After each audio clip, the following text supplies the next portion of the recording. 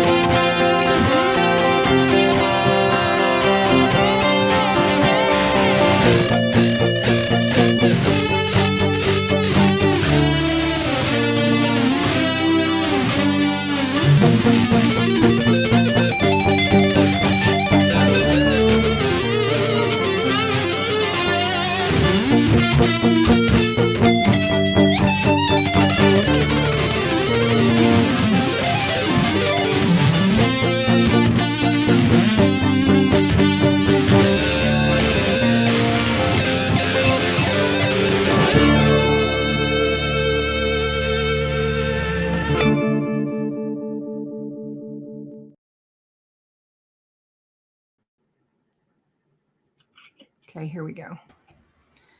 Hey, everybody. How's everybody doing?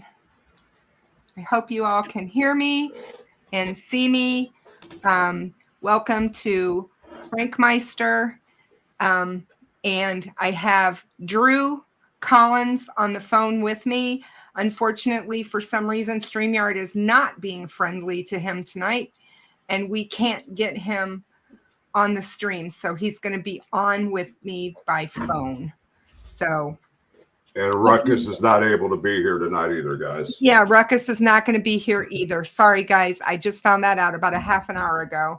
So I'm not sure what's going on there, but I know that he will miss us because he said that he would. So, but it's good to see all of you. It's been a while, and I know that. But you know, I've been on with Frank for a while. You know, a few times in the last few months. You guys know that I just needed a break after everything with Delphi. I needed an emotional break. A lot of us have. And I didn't think there was any better way to come back into it than to deal with Evansdale, because we've talked about this case many times over the years on my channel. You guys all are, everybody who follows me pretty much follows this case. You guys all know Drew, and please give him a warm welcome, everyone. Drew, it's good to see you. How are you? I'm good. How are you? I'm good. You guys had your memorial ride this past weekend. How did that go? It went really good. Good. I saw some video from it, and you guys had a huge turnout. Yeah, it was, you know, we usually do. I don't know, there was probably 150 bikes and probably 30, 40 cars maybe. That's a nice turnout right I there. thought that was an awesome turnout. I was just amazed, and it almost teared me up a little bit because it was just, I thought, there's so many people out there that are still championing for justice for Elizabeth and Lyric and you and your family. And I just think it's amazing. I'm so glad that people are still keeping the girls in the forefront of their minds. Yeah, it's a pretty big case around here, and a lot of people have just been following it. They want to see it be resolved. So we've had great support from everyone in our town and surrounding areas for the whole time. So we just appreciate it, and we just keep pushing to make to keep it out there and to get some results. And there's some movement, isn't there? I don't know that I would call it movement or not. I mean, the state went and purchased a bunch of new hardware and software to update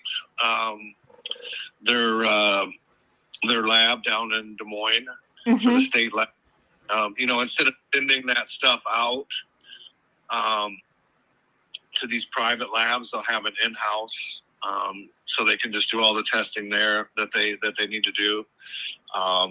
So it's going to be, they'll be able to do, a lot of the new DNA technology stuff that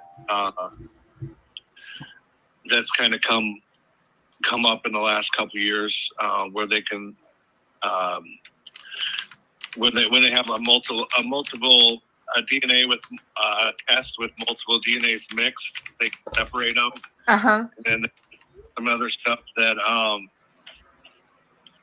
picks up smaller amounts of DNA or DNA that's because they were out there in the sun for quite a while. We don't know how long exactly, the whole time or part of the time, but a lot of DNA gets degraded out in the sun. So the new technologies are able to pick, where 12, 13 years ago they weren't able to use those samples. Now they can. So I guess it's a little bit of hope, I guess. Yeah, absolutely. Because anytime they're retesting for DNA, that to me is a big deal. Yeah, I was gonna ask Drew about that, if this was the case where they had a minute sample of DNA, they weren't able to determine who it belonged to because of the marker situation. Now, have they told you that they have found DNA that did not belong to the girls that's mixed in with their DNA? I can hardly hear you, but I think I heard you. They don't really tell me very much. Right. They don't tell me if they've got DNA. If you guys watched I don't know if you guys saw the Des Moines News where they went into the lab and talked to them. They said, in there, except from what they said, they have quite a bit of evidence from the crime scene. Yeah.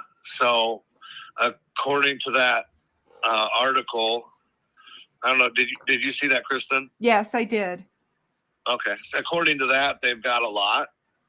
But it might have been, at the time they tested it before, it might have been, they might not have been able to get anything from it to it being degraded. Well, so I'm just hoping that, that going back, they can retest it and maybe they'll find something that shouldn't be there. Maybe somebody's, if they find somebody's DNA in there that shouldn't be there, that could be our big break. It sounds like that they're going to either use mitochondrial or nuclear DNA testing is what it sounds like to me. And I think that this is another thing that I was thinking about with it as well.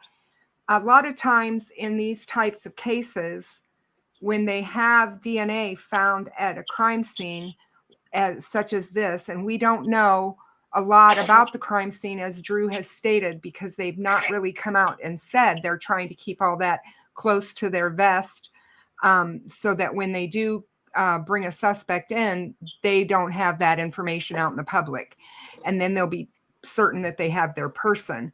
But a lot of times there's a mixture of the victim's DNA along with a perpetrator's DNA, possibly. And when that happens, then it's sometimes in the past, and this was I've seen this in so many different cases, where they could not differentiate the perpetrator's DNA or the other DNA from the victims. And they've now gotten better. DNA testing has gotten much more precise, and they're able to pull that DNA out.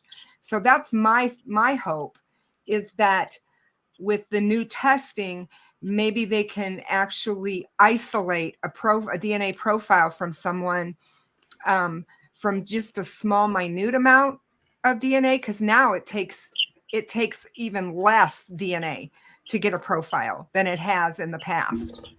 And it's just going to get better from here, guys. Absolutely. So it's just going to keep getting better and better and better. And if they have that much evidence, Drew, at some point, this person, it's going to come to light. We're going to find out who this person is.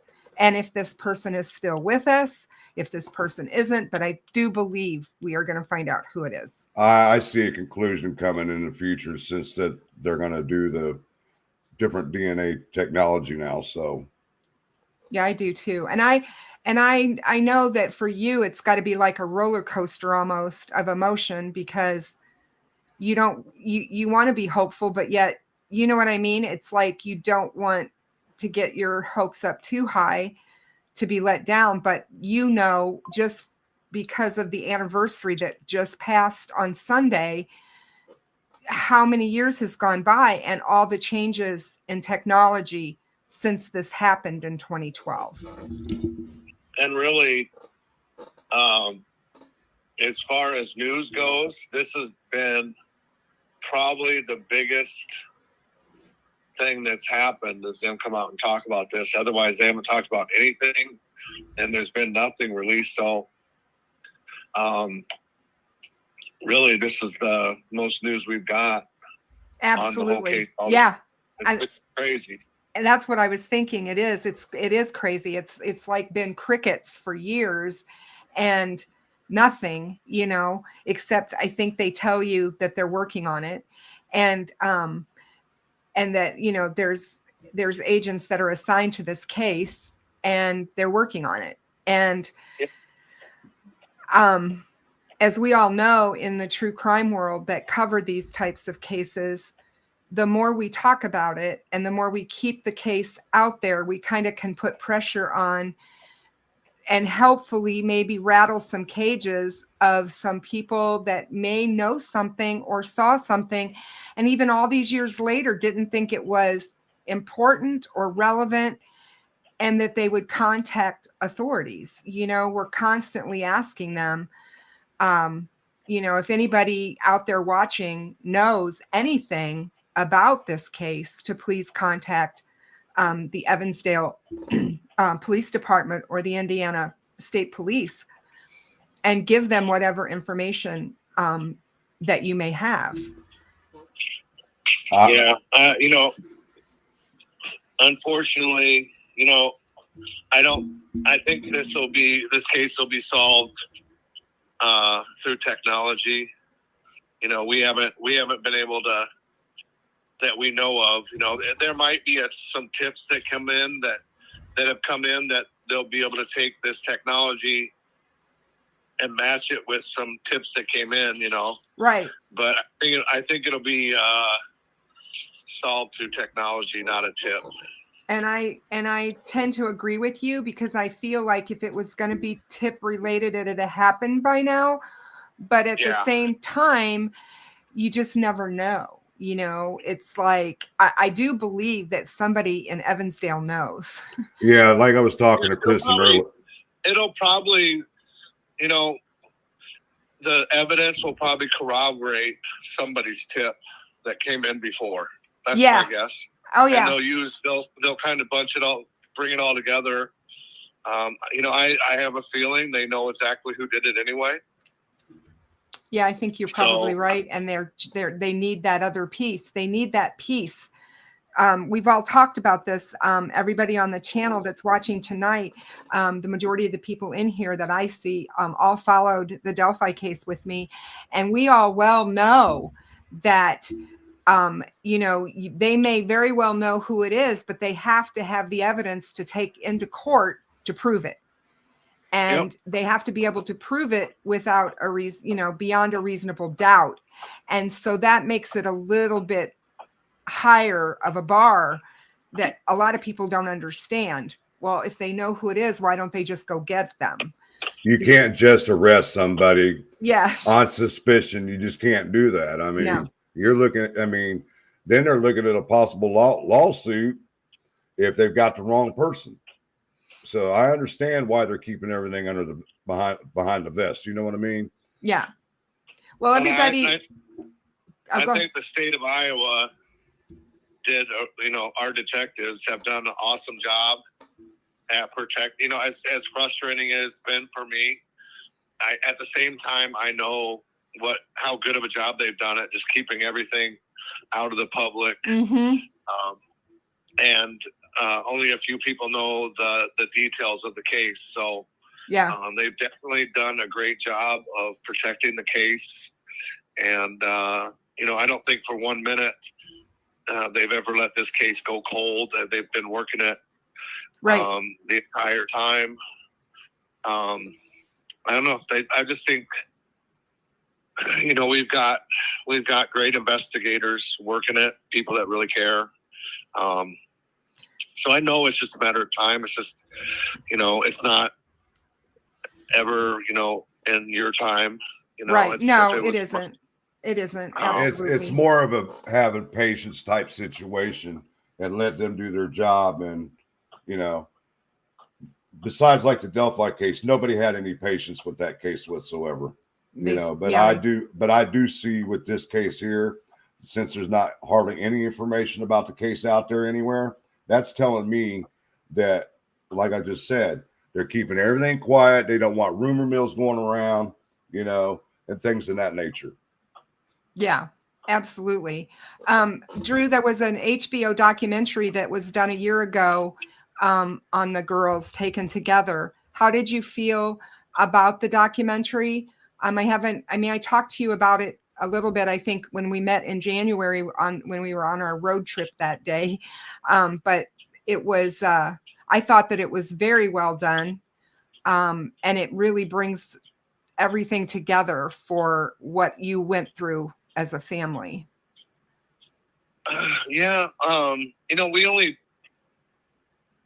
We really only touched on a few different theories. There's other theories, the Clunder one,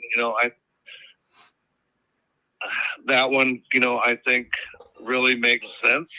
Yeah. But there's quite a few other, people we have on our radar. Right. Not the police necessarily, but I'm talking about the guys that worked the documentary with me. Right. We've got plenty of other, people have called us with tips too, and there's people of interest that aren't those guys. Yep. Then the weird thing is like, they always come back and say, Clunder didn't do it. But it just fits for him to have done it. But well, it's definitely his MO as far as what he's been known to do, right? Yeah. But absolutely. And so I think that's one reason why people want to go there. But what I have always found to be kind of odd is when you've got the police coming back and saying, nope, it wasn't him. Why would they do that? And especially now, since he's no longer part of the earth. You know what I mean? It's like. Well, I can understand why. I mean, they did the same thing with the I-70 killer here in Indiana. He had long passed away, and they had a suspicion it was him, but they couldn't do anything because they didn't have direct evidence, and that's where they went into the genealogy technology of DNA and all that. And that's how they came up with him. And they were like, we knew it was him, but we just didn't have the evidence. Right. So, well, my thought on that whole thing is, you know, his friend lived right down the street. That guy that I interviewed out on the road. Yes. Yes. That guy lived right down the street from me, probably a football field away. Mm-hmm. And if Clunder came here and did that, I don't think for 1 minute that guy wasn't involved. Wasn't part of it. Exactly. So it makes it a little harder, you know. And I don't think Clunder was on the radar until that happened the next year. Right. So it would make a really good defense for the other guy to go, oh, it was him. It was him. It wasn't me. So a deflection. They're just keeping it like that and keeping it the door a little bit open, but not, you know, and they're just waiting for the evidence so they can, you know, see what kind of evidence comes in and see if the other guy was involved too. Because he could just say it wasn't me, it was him. And got to get one person on that jury to say, yeah, I don't know. Yeah. That's it. You know? No, yeah, exactly. If they said it was Clunder, then everybody would be going after that guy. But like I said, we have plenty of other people that it could possibly be. So maybe it wasn't him. Right. And it was one of these other guys. Right. And that was one of the things that fascinated me when I was with you, is hearing your take on some of that and some of those people and why. And will you, while you're on with me tonight, just speak to a little bit about Seven Bridges and the locale and how it's so out of the way that somebody that did this had to have known about the place? Yeah, I mean, it's excuse me. You're fine. You wouldn't just be driving around to find someplace to take them and find Seven Bridges. It's so remote and so like in the middle of nowhere. That you have to know that place. And you don't really get it. You've seen it, so you kind of understand, but you don't really get it unless you've gone there. Unless you've gone there, exactly. You guys, we talked about the remoteness of Delphi and how you didn't, even people that lived in Delphi didn't know of the bridge, didn't know that bridge and trail was there back in 2017. I'm here to tell you, Seven Bridges is bizarre. I mean, it is so, the sign to it that is on the highway to turn off to go to it. Highway, it's just a blacktop. Yeah, it's like a blacktop. Yeah. You would miss it if you were just driving normal, you wouldn't even see that sign. And then you have to drive way, way back off the road, the beaten path to get to it. And yeah, it's something else. Whoever the gravel turns into just a dirt road. So you got to pull off the gravel and go down a dirt path, basically. Yep. So basically what it is, it's whoever did this was not like just driving around and saying, oh, that's a perfect spot to, they knew exactly where they were going. Yes. Out of the way where people don't know that he knew or they knew. Because honestly, we don't know if it's multiple people or if it's just a single individual. Yeah, we still don't know if we're looking at one or two people or more. I mean, we don't know for sure. Now, are you able to drive to the exact location where they were found, or do you have to walk? You have to walk. So somebody had to have carried them girls to the location. Or made them walk. Right. It's a heck of a walk. There's no way they carried Lyric in there. Yeah, I was just going to say, it is, you guys wouldn't believe it. I mean, it's through, if you guys remember, Mr. Steve and Ruckus did a live from Evansdale and they walked back in there. and Ruckus laughs because he tried to fall, I think, a couple of times. But I can see, we went in January and it was freezing cold. Jinx, Rescue, all the dogs, and I and Ruckus met Drew in Evansdale I believe it was the 2nd or 3rd of January. And it was cold, you guys, and windy when we were there. I remember when you called me and said it's Oh so damn cold up here. Oh my God, it was cold. But the walk to get back there was like, and this was winter.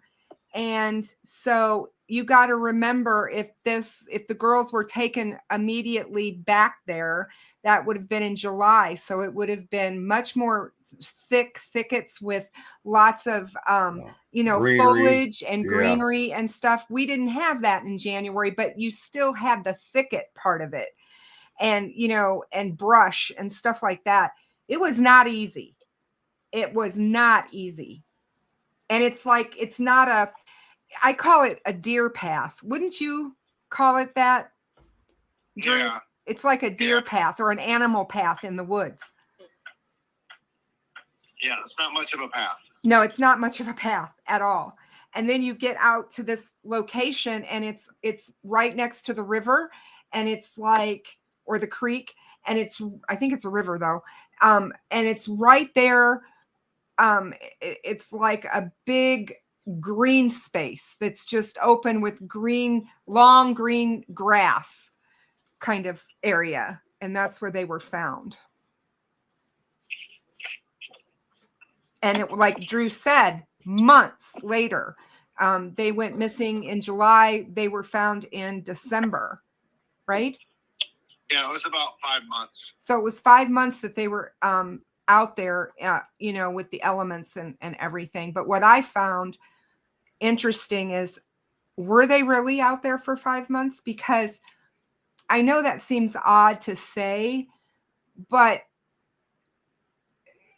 we don't know a lot yet, like I said, about that crime scene, but you would think in that area, there's going to be animal activity. And if they found all of that evidence there, it just is bizarre to me.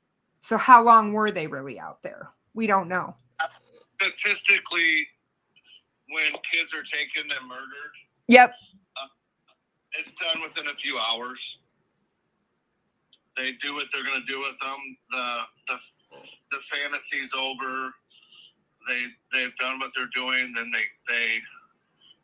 they leave. Right. So usually, it's all over within a few hours. And like I said, I think they were taken there. There's no way. I don't think they were carried in there. No, I mean, just the path alone, carrying somebody. Imagine carrying. I don't know how. I'm going to guess the lyric was maybe 150 pounds, something like that. But I can't imagine somebody carrying somebody through that terrain. Yeah, that's why I asked you. Me either. No, absolutely not. And so, yeah. They were taken there probably, and they did whatever they did to them, and then they killed them there, and they left. And do you? I think I asked you this when we were there that day. Is that location, from what you know, is that a place people go fishing and people go back to? I mean, there was a family there that found them, right? It was a mom, a dad, and a son that were out hunting, right? It's a hunting area, fishing area. Because, it's odd to me that if this did happen, like you said, right away, that for 5 months, nobody was out there and they weren't found sooner, I guess. That's what's making me scratch my head. I mean, that's what has always bothered me. I mean, if it's a fishing area. If you listen, I don't know where I'd heard it, but the guy that found him, the Kevin Gramstad. Yes. That found him, he said, he walked right up onto it. He said if you'd have looked, there was so much grass. Right. Because it was tall. It could have been 5 feet more one way than the other. He would not have seen the original body. He saw it. He said it was so overgrown, and he was right up on top of it before he saw it. So, and I think that makes sense. And I don't think people really go all the way back there to fish. I think they pull into that parking area and just fish off the bank. Right. I don't think people to go back to that area. There's to fish. somebody in chat named Eric Jones who said it's a hunting area and it was a party spot back in the 70s and the early 80s. Yeah. And people would go out there to cook methamphetamine, I think. Yeah, I definitely could see that as well. So definitely. I think they've found lots of stuff out there like that, I'm sure. Yeah. Hey, Drew, I'll be frank, wants you to talk about the girls if you can.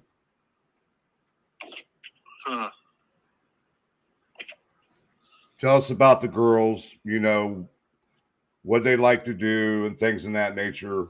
I guess that's what he's wanting to explain to the chat, what kind of girls they were. They like to play sports, things in that nature. Oh, well, Elizabeth, she was super bubbly, super happy, always smiling. She loved softball and hockey. She was pretty tough, and so was Lyric too. They were more like sisters, I would say. They spent a lot of time together. Well, we heard that before. They would like brother and sister, like sisters, and then it would be time for Lyric to leave, and they would be like, "Can Lyric spend the night?" And we'd be like, "We've been listening to you guys fight all day." No, absolutely, go. So they were basically inseparable, is what you're saying? Yeah, they were very tight. But Lyric was older, and she was allowed to do a lot more than Elizabeth. She was allowed to go on bike rides by herself. And she was, adventurous, fearless, I would say, too. And, she just had kind of a little harder lifestyle growing up, I would say, than Elizabeth. But, they were both still really good kids. I think, Heather's mom, she never missed an opportunity to undermine my authority. That's what most mothers do. This is a mother-in-law. This is a mother-in-law he's speaking of. Oh, okay. She knew, she's dead now, but she knew that we wouldn't let Elizabeth go on bike rides without an adult. But like I said, she loved to undermine my authority. She was at my house watching my kid, and she let him go on because she would let Lyric go on bike rides when they were at Lyric's house or Wilma's house. Mm-hmm. And so just used to letting Lyric go and go for bike rides and didn't think nothing of it. So I think, I wasn't around, and she just she made really, really stupid mistake and let them go for a ride that day. And, she had to live with that till up in a couple years ago. It's taken me a long time. I was very angry for a long time. I remember you telling me. I'm still pretty angry. Didn't you tell me that Elizabeth was grounded and was not supposed to go out of the house? She was grounded, too, at the time. So, yeah. Like I said, she never missed an opportunity to undermine my parenting. So, in the end, it cost her 2 grandkids. So, yeah, I do feel. I mean, I feel bad about that whole situation because she didn't want that to happen, and it's like, and to that's why when you are a grandparent, which I am, and you have to follow the parents' wishes. I always say, not on my watch, but you know. She would tell him, your dad, you don't gotta listen to your dad. He's not here. Kind of stuff. So hard, Drew. I'm sorry that you have to think about that. And the bad thing about that whole situation is we've all been there. We know what society is about these days. And with your former mother-in-law, did you say it was? Yeah. Yeah. She grew up in a different generation than we did. So it was probably like me at my age and Kristin's age when we were growing up. We didn't have to bother locking the front doors or anything like that. Especially in such a small town as Evansdale. But what people don't understand about Evansdale is it butts right up against, is it Waterloo? Yeah. Yeah, it butts up right against Waterloo. You can be driving and you're in Evansdale, and the next thing you know, you're in Waterloo. So Waterloo's a lot bigger. Do you see what I mean? It's a great place. There's crime, but most of the people here are good, hardworking people. I've been here since the 80s, and we've never experienced anything like this. I was just gonna say, what you've never had this kind of a crime before, right? This was like the first. No. Yeah. No. Yeah. And then it happens in a small town, and when a kid goes missing, the city starts throwing everything they have at it. Right. They'll call in the firemen, they'll call in the street department guys to check trails. Well, you can pretty quickly use up all your resources. Really, yeah, really quick, because we're Evansdale is just a small town, right? Next big towns. Absolutely. When you want that quick response, and we got a quick response. Really did. The city police department got going right away. They didn't really, they didn't act like, oh, it wasn't a big deal. That from the beginning they stepped up and started going through those resources they had, sending fire department guys out, sending the street guys out. All the police were out, and then that night, that Friday night, we got in touch with DCI and FBI. By Saturday morning, we had everybody here from the state to the, right. But these things happen so quick, and that's why it's so important to have a quick response, is because generally when these things do happen, that child is gone within a few hours. Yeah. Drew, they're asking what the age of Elizabeth and Lyric would be today.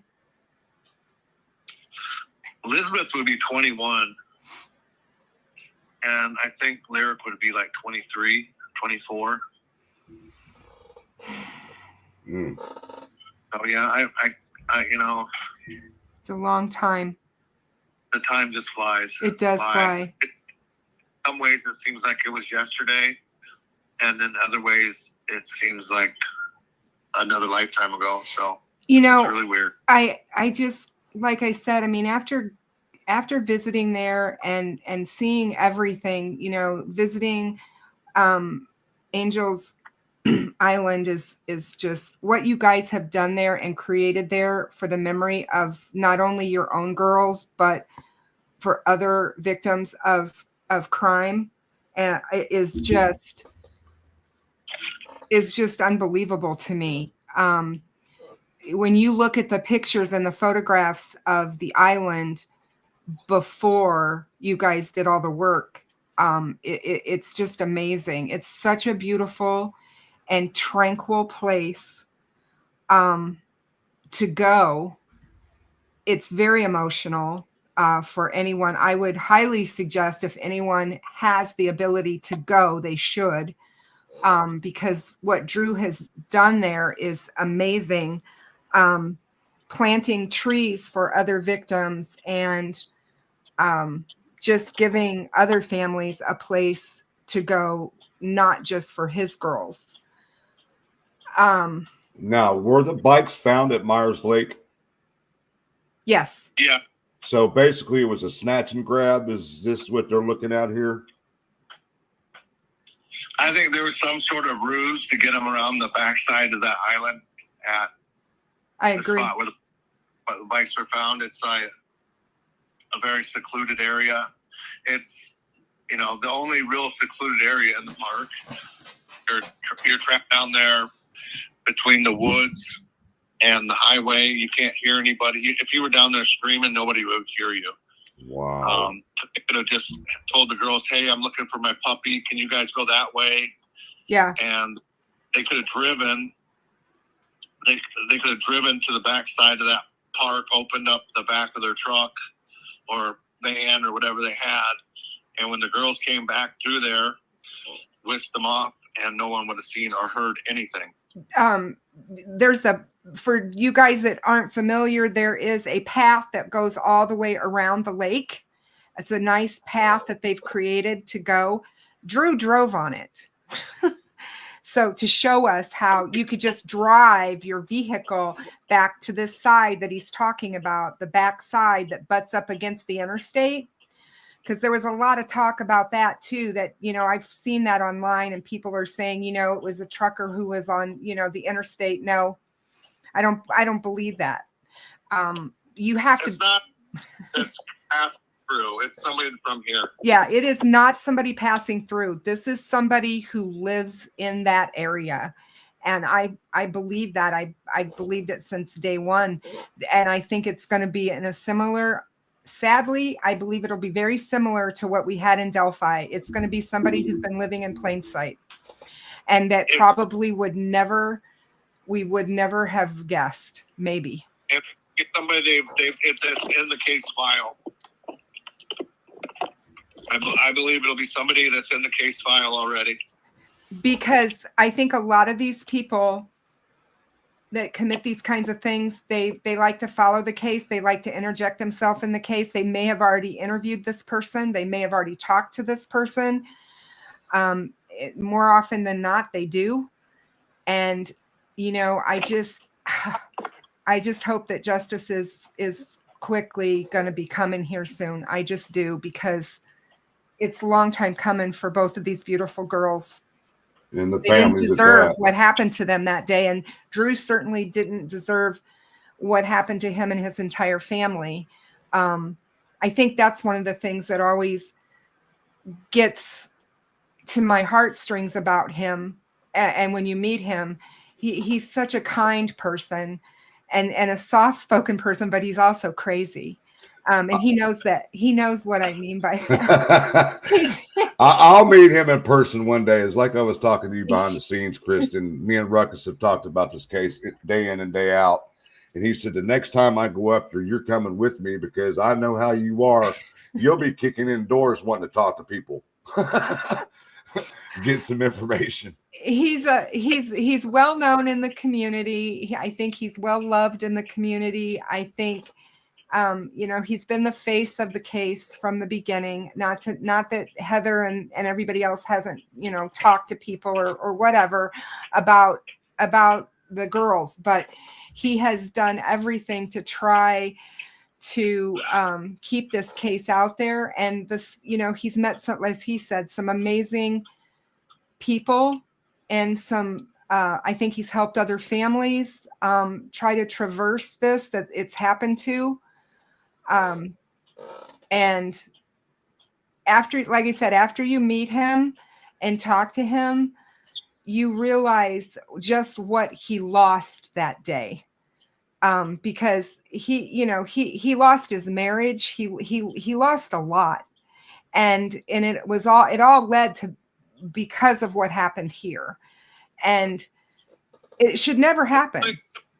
Like somebody was, you know, you're sitting in your living room one night and somebody drives a semi truck through your house. There's nothing that has an effect in our lives, you know, all the way your relationships with other people, because you kind of fall apart. Mm-hmm. So, I mean, it really just, it ruins whoever did this, you know, they did more than just take the girls. They destroyed your family. And as Patty said in her statement in court, when I went to the Frank and I were there for the sentencing of Richard Allen, this is generational. When this happens to families, this affects generations, because your children, you have other children, their siblings, Elizabeth's siblings, it's affected them. It will affect their children. It will affect your family for generations to come. All of this is out on the internet. It's never going to go away. People that in your family that may say, oh, well, there was a little girl that, you know, this is what happened. They can go out, they'll be able to find this story, this case for generations. It's a very heavy thing for families to have to carry. And sadly, like I said, these monsters walk among us, and a lot of times they look like us. They just look like normal, everyday Joe Blows or whatever. And because people are looking for the monster, and a lot of times that's not who it is. It's just a guy. Yeah, I agree. And I think that's, you know, that's part of the process. I think you have weathered it better than most. And I know that there are times you probably feel that that's, you know, that's bullshit. Sorry for my French here, but, you know, because you're entitled to feel however you want on any given day. And you know that I feel that way. And to this day, you can still feel that way. And for you to say you're still angry, you have every right to still be angry. And, you know, I'm just glad that you were able to pick up the pieces and try to find some semblance of normal through it all, while still fighting for them, because you still fight for them. You know, there's one thing that I've learned through the Delphi case, that the families will never be normal again, ever. And I am glad to see that Drew came out and he's got the good fight going, instead of just sitting at home in a shell, you know, dwelling for the rest of his life. He's making the effort to make sure that these girls' memories stay alive, no matter what the circumstances or the outcome comes out of this. It was his baby girl. Oh, of course. Of course. You know, and I love her smile, Drew. I love all the pictures that I've got of her and that smile that she had.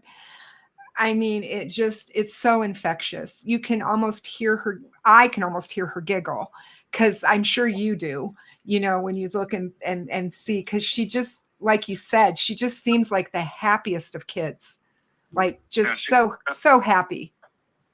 You know, it's really crazy, because when they were missing, and I think every parent probably thinks this, but I thought, you know, she was going to be okay, because I was like, there's no way they could hurt her, because she's so cool.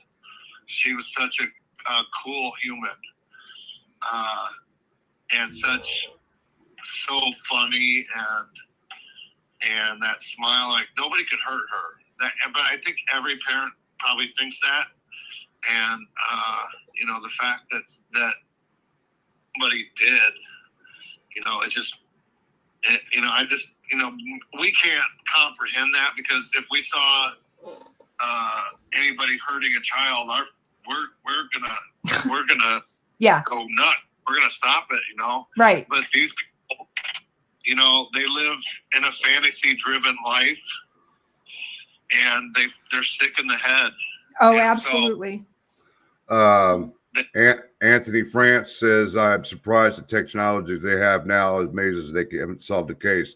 If you would have came in a little bit earlier, Anthony, Drew was talking about that the police department had purchased some new technology for their own labs so they can further their testing with DNA. And we're hoping and praying that this technology makes a break or breaks this case. Yep, absolutely. Drew, there's a comment in here from Eric Jones who says, my thought is he took the back way out to Seven Bridges past Elk Run onto the side roads outside of the Evansdale, Waterloo, Cedar Falls area. There's not much but farmland and small towns. Well, I think they were taken directly out there. He was probably gone before we even really knew they were missing. I think they were snatched and taken out there right away. So they were probably there at Seven Bridges before we really even knew they were missing. Right. You know, they want to limit their time of exposure when they've got those kids in a public area. Like, yeah. Down where they were taken, they want to limit their time that they can be seen. So they're loaded quickly, driven to where they're going to take them. He probably already knew where he was going to take them before he took them. So, I don't think for a minute that, that I think they were taken. I don't think they were taken somewhere else. I think they were just taken right there. Directly there. Yeah. Yeah. I agree. I mean, if they were gonna take him anywhere, they took him there and did like you said, whatever their disgusting plan was to do, and then killed them, and that was it. And then crawled back into their world. And a lot of these guys, like you said, not only do they live in the fantasy world, but a lot of them just are able to blend right back in, whether it be go back to work, go back to their family if they're married. You know what I mean? They can just go back and be quote unquote normal people. Just like Dennis Rader.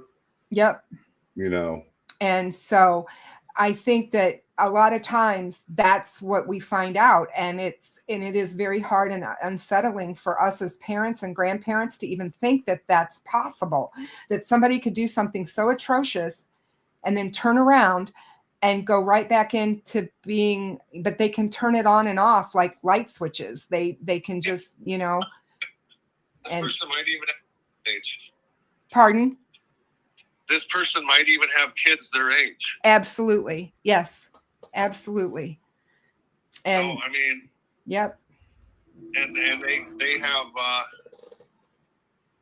it's the girls were just a thing to them. Yep. That's how come they could do this kind of stuff, but we can't understand it because to them, they're just a thing. They're just an object. Yeah, just an object. And they're just a thing to them. Yep. And their needs, whatever they may be, are more important in that person's life. For sure. To them. And we just can't understand. I thank God we don't understand. Oh, absolutely. I mean, I think I don't really want to know or be able to understand how somebody could do this. It's so horrific. I don't think for any of us that are quote, quote, normal people will ever be able to understand the minds of these people and how they can hurt children and do this to children. It's bad enough doing it to any human being, but when we're talking about our innocence, our purely, sweet and innocent children, it's just beyond understanding. Yeah, you look at those two girls and tell me what kind of human could do that. You are, whoever it is, I hope you're listening. You are a sick bastard, whoever you are. Absolutely. Absolutely. And you don't care. Well, this person's also following everything, I'm sure. Oh, I do believe that. I like to talk and say whatever I can get through to that person. It sounds crazy. No, it doesn't. You can you can say whatever you want to them. Yeah, I mean, it's just, I think whoever it is watching this and they think they're smarter than the police. They're smarter than everyone else.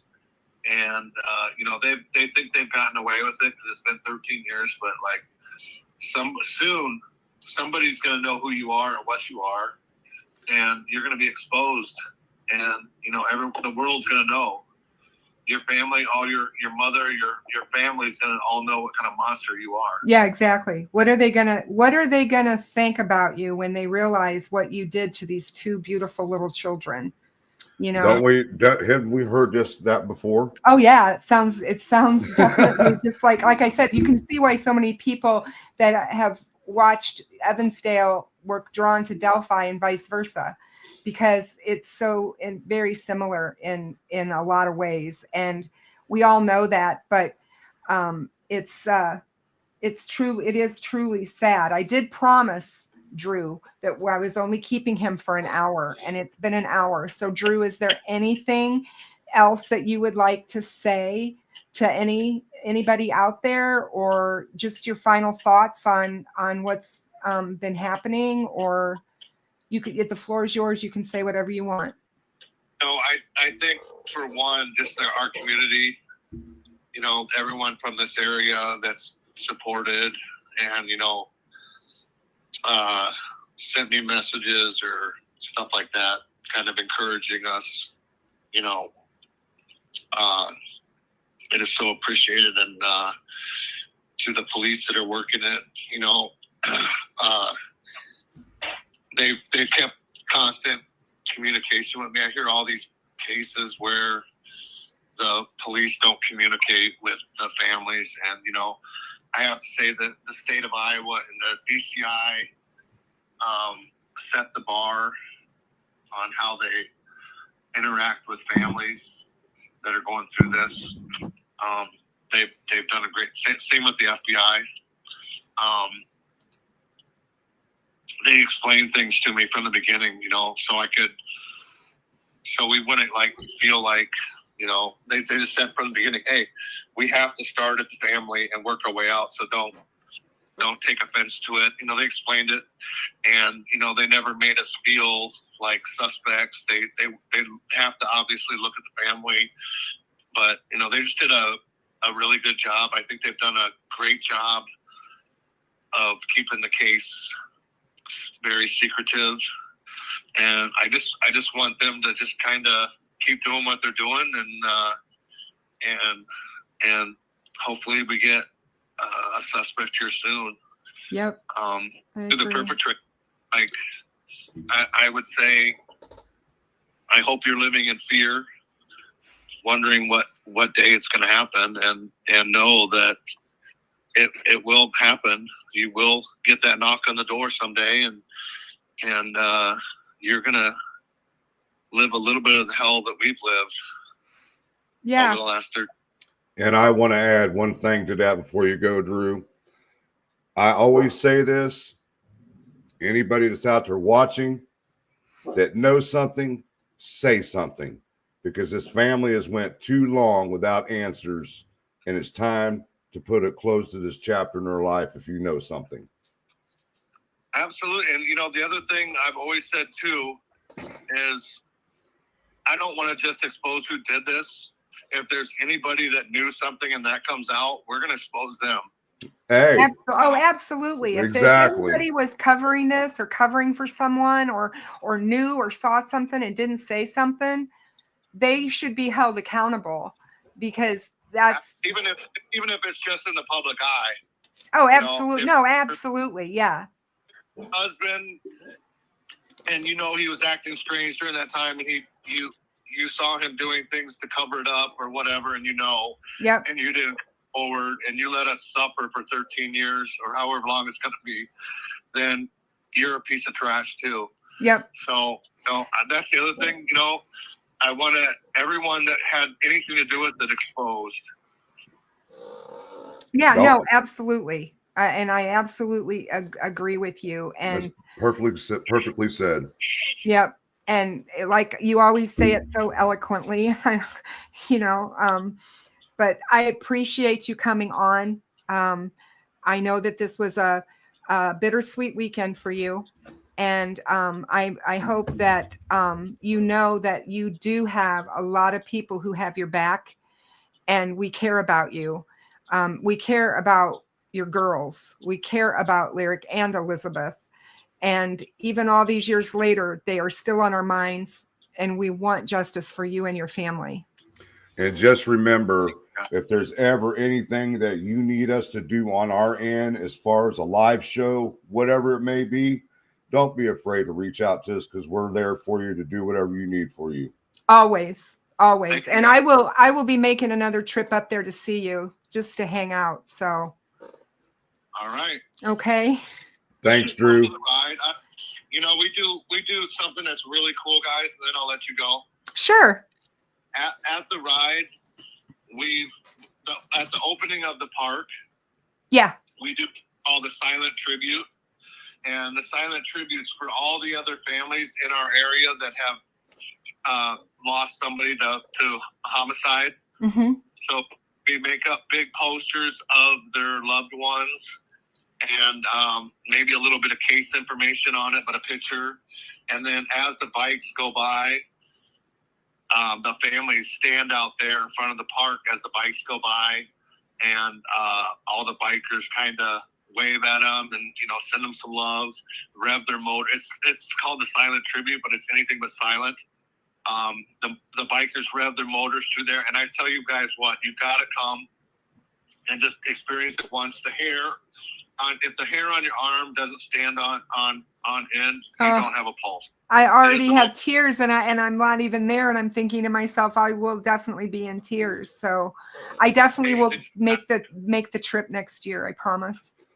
And for those families, our case gets so much publicity and so much exposure, and a lot of those cases, they're just dead in the water. They don't hear from the investigators. They are very, very cold. They might be very old, but it's that one day of the year that those families can come out and show they're still have hope, and they still love that person that's gone now. So it's just amazing. It's a wonderful tribute that you guys do. It sounds amazing. It is, and I really, it's definitely my favorite part of the ride. And it just lets those other people know that they haven't been forgotten. And it's just really cool. So awesome. Well, thank you so much for sharing with us tonight. You're always welcome. And you always do an awesome job maintaining, your decorum through all this. Like I said, I look up to you for that, because you are stronger than you think. And I know that there's days you don't want to be strong, so that's okay too. Yeah, you have hard days and you have good days.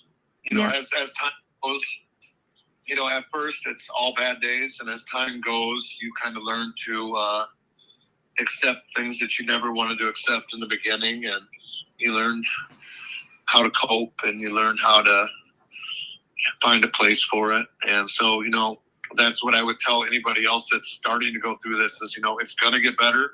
It's never going to be great, but, it's slowly you learn how to live with it, and slowly you learn how to accept it, I guess. If you had one thing to say about Lyric and Elizabeth's legacy, what do you think that legacy is? Oh, their families loved them.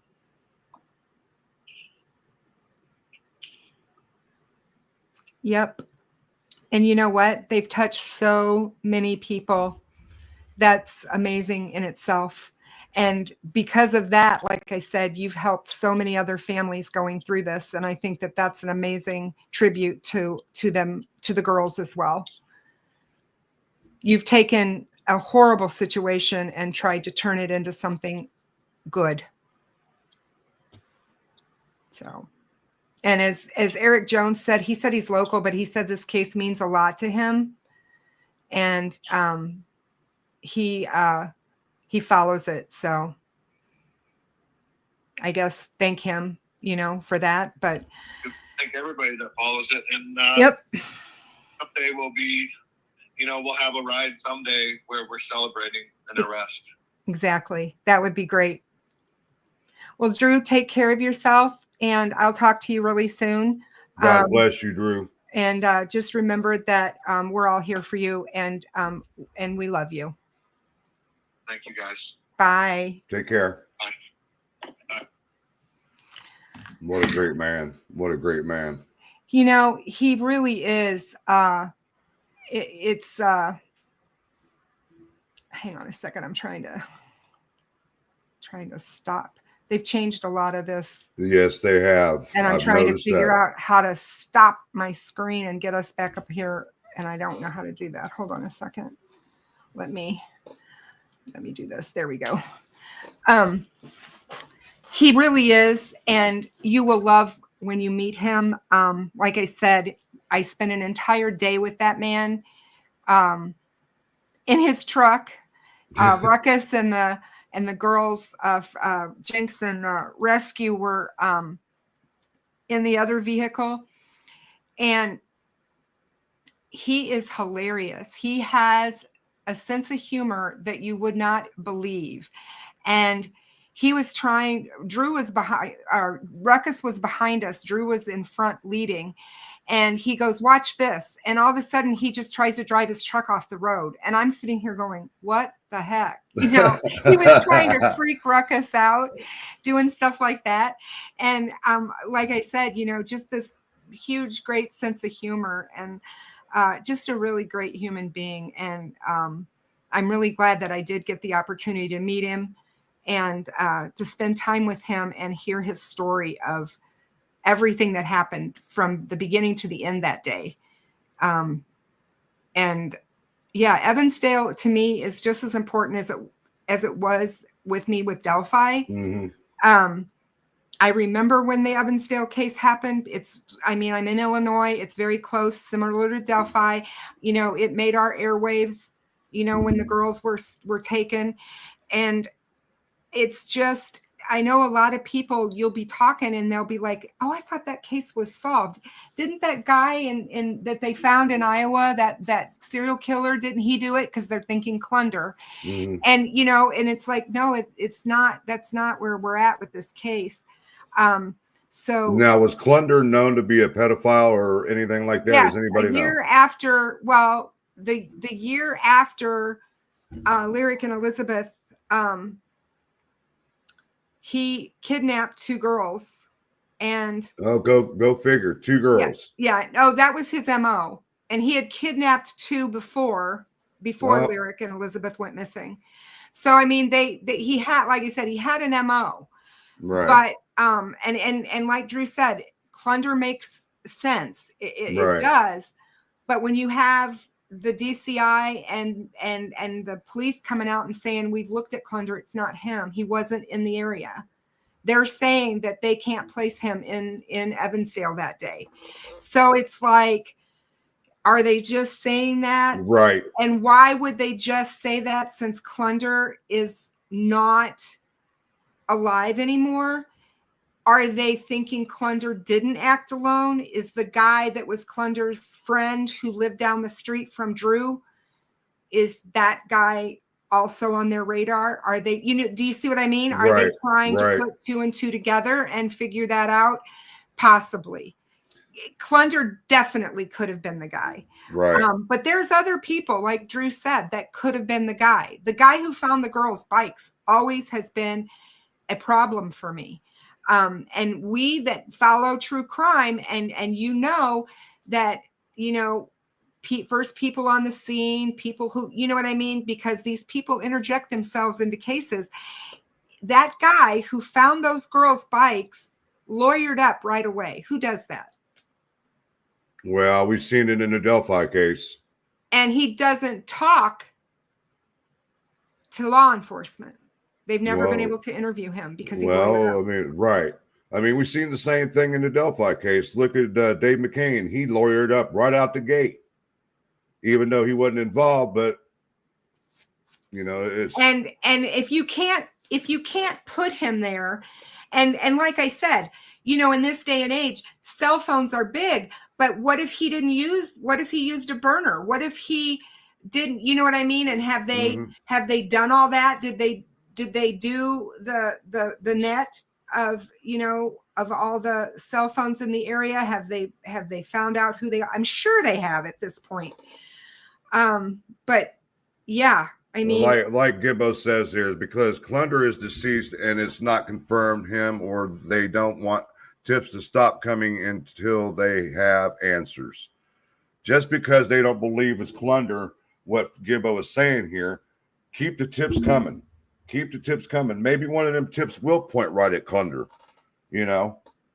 So, Eric says, wasn't the family, because it was a mother, a father, and a son who were out hunting that found the girls' bodies. Were they not employed by the man we're calling the bike man, the man who found the girls' bikes? I know his name. I'm not putting it out there for obvious reasons. People that follow this case, he's out there. If you look far enough, you can find it. People talk about it because it's sketchy. What he did is sketchy. I think the guy who's the last person that saw the girls, who was out mowing his grass, that person was always a person on my radar. He sees them. You have there's a video out there of the girls, and you can see them riding their bike through town, and they got them on different cameras, right? mm-hmm. Well, they ride by this guy's house. He's out mowing his grass, and he remembers seeing the girls. You know what's so funny is that this individual that did this basically knew where every camera was in the town, and he avoided it all. Yep. And like Deb said, what if he left his phone at home? What if he didn't bring his phone, or had a burner phone, or whatever, you know? And the guy that we're talking about, bridge guy or bike guy, he told someone in the documentary that he left his phone at home because of probation. And Drew did speak to him. And, but I find that guy to be very suspect. And again, there are a number of people that could play into this case. Right. And I think we just need to keep it out there and wait to see what happens with the new technology and the DNA testing. I think that's going to be a big deal. It's going to be the make or break of this case. And I do think it's going to make or break this case. And for Drew and his family, they deserve justice. It's been too long. Right. Well, guys, that's about all I have for you guys tonight. I'm really glad that everybody was here. I'm just going to real quick do some shout outs before I leave. I'm glad that Frankmesiter was here to join us as always. But good to see you, CJK, GP, Randy Gravitt, Karen Hick, Gail Hurd, Nana, Laura, Deb from True Crimes Notebook, I'll Be Frank, Miranda, Eli McCullough, homeboy, Wanda from Missouri. You guys, thank you for being here. Aurora, Streets of Bakersfield. Let's see. Louise. Let's see. We got Miss Persevere. Yeah. Angela Van Oven. Lisa, thank you so much for being here. To all my mods, I'm glad we didn't have anybody lurking, causing problems. That's always a nice thing. Who else? Am I missing anybody? If I'm missing anybody, Miranda. Yeah. Eric Jones. Randy Gravitt is here and in the house. Randy, it's always good to see you, my dear. I miss you. GP said, Kristin and Frankmesiter, thanks for doing this live. Everyone, please give a thumbs up and share it out. Yes, please share it so that we can get the word out. More people can start following Evansdale. Manual Override, another one. Jill Mosier. Jill, I hope you're doing well. How are you? Good to see you. Anthony France. Hey, Anthony. Good to see you. Manual Override. Good to see you. Eric Jones, thank you for sharing your insights from being a local person. What else? Who else? I don't see anybody else. I think Yep. Yep. I think that's it. Wanda from Missouri. But yeah, thank you guys for being here. And go, if you haven't seen the HBO series, Documentary. the documentary Taken Together, Who Killed Lyric and Elizabeth, it was put out last year, and it's really well done. The guy who did it and worked on this is from the Evansdale area, and I think that it's important for people to actually watch if you don't know the case. There is some good information in there. But remember that there are other people of interest besides the ones that they brought out in the documentary. Just remember that. It was good to see everybody. It's been a minute. And it is good to see everybody. It has been a minute. For those of you, I'm working on some stuff with Flora. And so that's going to be coming. Please look for that. Oh, and by the way, if anybody has Spotify, go subscribe to Zone 7. Cheryl McCullough, it's her own podcast, and we all know who Cheryl is. She's the retired CSI expert out of Atlanta, Georgia, right? Yeah, she's not retired, though. She's still working. Oh, okay. Yeah, and she still works for Atlanta PD, and she is amazing. If you guys have seen her, she's been on CNN, Nancy Grace. She is very, very, very highly respected in her industry.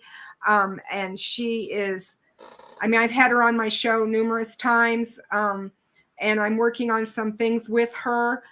And also with Nicole Brock, who is also with the fire department in Atlanta. She's a fire chief. You guys, we've got some stuff coming on Flora. So keep your eyes out for that. And you guys all take care. It was great seeing all of you. Thank you so much for spending time with me tonight. Good night, all. Peace out. One love, guys. See you soon. Good night.